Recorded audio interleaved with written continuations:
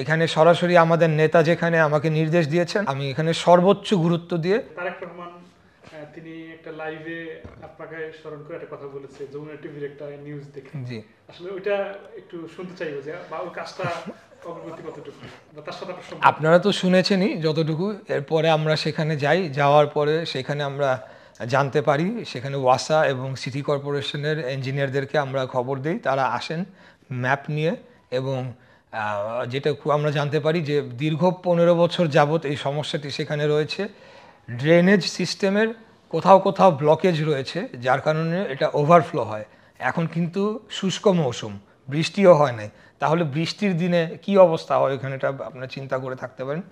তো তারা সেখানে প্রায় 10-12 দিন যাবৎ ননস্টপ কন্টিনিউয়াস কাজ করে চলেছে। 3টা জায়গায় ব্লকেজ পাওয়া গিয়েছে। সেই ব্লকেজগুলোকে মানে রিমুভ করার জন্য এবং খুলে দেওয়ার জন্য কাজ করছে। ডুবুরি দল সেখানে কাজ করেছে, সিটি কর্পোরেশনের কর্মী বাহিনী কাজ করছে। এবং আপনারা জানেন যে 5ই আগস্টের পরে বিভিন্ন রাস্তা যেগুলো আন্ডার কনস্ট্রাকশন ছিল, সেগুলা কন্ট্রাক্টররা পালিয়ে গিয়েছে, কারণ সবাই এগুলো আওয়ামী দোসর। তো প্রায় 1.5 কিলোমিটার দূরে একটি রাস্তা, যেটার সাথে ওই ড্রেনেজের, ওই স্বামীবাগের ওই ড্রেনেজের সংযোগের বিষয় রয়েছে। তো সেই রাস্তার কাজটি সাথে সেই প্রবলেমেরও একটা সংযোগ রয়েছে। তো এখন আমরা সেই কন্ট্রাক্টরকে খুঁজে বের করে চেষ্টা করছি যে কাজটি সম্পন্ন করানোর।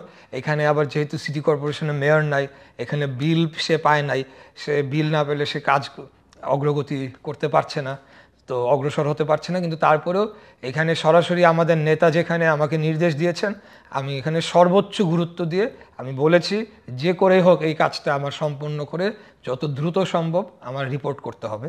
এবং সিটি কর্পোরেশন, ওয়াসা এবং সেই কন্ট্রাক্টররা, এখন আমি জানতে পেরেছি যে তারা চেষ্টা করে চলেছে দ্রুততম সময়ের মধ্যে কাজটি সম্পন্ন করার জন্য। এটার জন্য আমি যমুনা টিভিকেও ধন্যবাদ দিতে চাই যে আপনারা এটিকে আইডেন্টিফাই করেছেন।